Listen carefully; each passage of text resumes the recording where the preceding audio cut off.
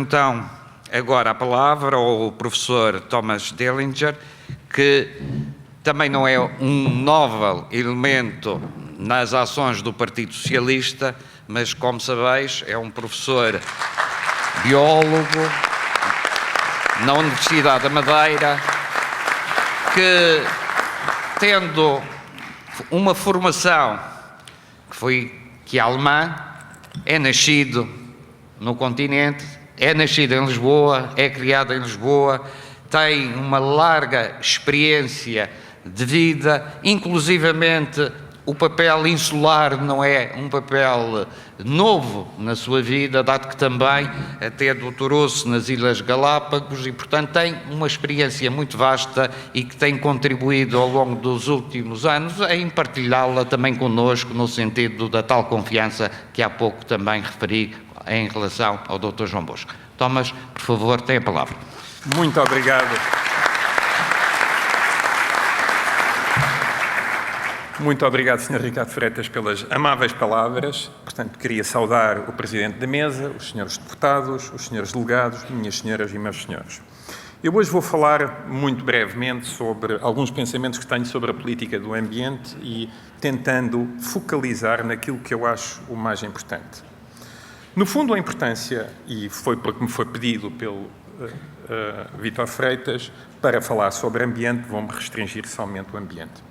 A importância do ambiente tem vindo a crescer nos últimos anos, fruto de um maior interesse da população no ambiente sustentável para viver, fruto de uma procura de destinos turísticos com uma componente ambiental e, logicamente, fruto de legislação europeia que obriga a procedimentos ambientais. Muito embora haja uma evolução positiva no cômputo geral da atuação ambiental regional, é preciso reconhecer, persistem alguns problemas ambientais claros, desde a terra no mar, que sempre me preocupou, a obstrução litoral, com construções pouco úteis para a população e a economia, o desaparecimento dos tradicionais acessos ao litoral marinho, a dificuldade em aceder aos principais indicadores ambientais públicos, a falta de controle independente dos dados ambientais, etc, etc, etc. No entanto, e tendo em atenção a limitação de tempo a qual quero cumprir, não gostaria de alongar-me em detalhes que, embora importantes, são, a meu ver, resultado, pelo menos parcial, de opções políticas mais gerais. Gostaria, então, com esta intervenção, contribuir para alguma reflexão sobre algumas das causas e incentivar a procura de potenciais soluções, as quais, digo desde já, não tenho, mas estou aberto e interessado em colaborar no sentido de as obter. Avaliando a política com impacto ambiental na Madeira, parece-me claro que a principal área problema é o ordenamento do território. Ou melhor dito, a inexistência de instrumentos legais em vigor ou já obsoletos. Falo do POTRAM, o Plano de Ordenamento do Território da Região Autónoma da Madeira, falo dos POCs, inexistentes, Planos de Ordenamento da Orla Costeira, falo dos PDMs, Planos Diretores Municipais, do POT, Plano de Ordenamento Turístico, que é de 2002, portanto já está antiquado, ou, pior ainda, o Plano Regional de Política do Ambiente do ano de 2000, que desde aí nunca mais foi renovado. A razão é simples. Os instrumentos legais são vistos como um empecilho ao desenvolvimento regional por alguns dos decisores políticos. Um dos aspectos visíveis é a descaracterização dos concelhos mais rurais, promenados, cemitérios, edifícios públicos e outras construções de estilo minimalista, sem ou com poucos elementos identificáveis como regionais, uma paisagem rural interceptada por construções não enquadradas, a ocupação da orla costeira em todo o seu comprimento acessível com construções, piscinas, por exemplo, e poços, que é a palavra que se tem que dar, de mar semi-protegidos, cuja água nada tem a ver em comum com as águas cristalinas naturais da região, etc. Quando interrogado, um turista respondeu que estas estruturas certamente não foram construídas pensando nele. Pergunto, terão sido construídas pensando nos madeirenses? O abandono a que alguns estão deitados responde por si só à questão. Qual então a razão desta construção descentralizada? o principal motor económico regional é claramente o turismo, com uma contribuição para o valor acrescentado de cerca de 10% e tendo gerado em 2010 cerca de 230 milhões de euros somente no setor hoteleiro. São dados da Direção Regional de Estatística. E se formos... uma vez que o turista médio dorme algures no Funchal ou em Santa Cruz e aluga uma viatura para visitar os restantes concelhos, a parte do leão dos proveitos gerados pelo turismo fica essencialmente no Funchal, como demonstram estes dados aqui. A coluna do Funchal é a maior. Se formos ver per capita, vemos que, de facto, o Funchal é aquele que gera mais ingressos per capita de habitante. O Porto Santo, se calhar, mais per capita, mas também tem muito menos habitantes, portanto, o volume total dessas verbas é muito menor. Portanto, há aqui um desequilíbrio e, logicamente, é aqui que se explica, pelo menos em parte, a motivação construtiva nos concelhos fora do Funchal. Com a motivação honrosa de querer desenvolver os concelhos centripetais, os decisores e grupos de pressão em cada concelho tentam aumentar a parte do bolo turístico que fica no seu concelho, através de construções de unidades hoteleiras e outros pressupostos atrativos para o consumo descentralizado. E a palavra-chave é, de facto, pressupostos atrativos. Em muitos casos, não são. O resultado é uma descaracterização da cultura local madeirense e uma atratividade menor para o turista, o qual quer ver o típico e não aquilo que pode usufruir no seu local de origem. Note-se, não estou a falar contra o desenvolvimento, mas sim a favor de um desenvolvimento inteligente, planeado e que integre as especificidades locais, culturais e ambientais.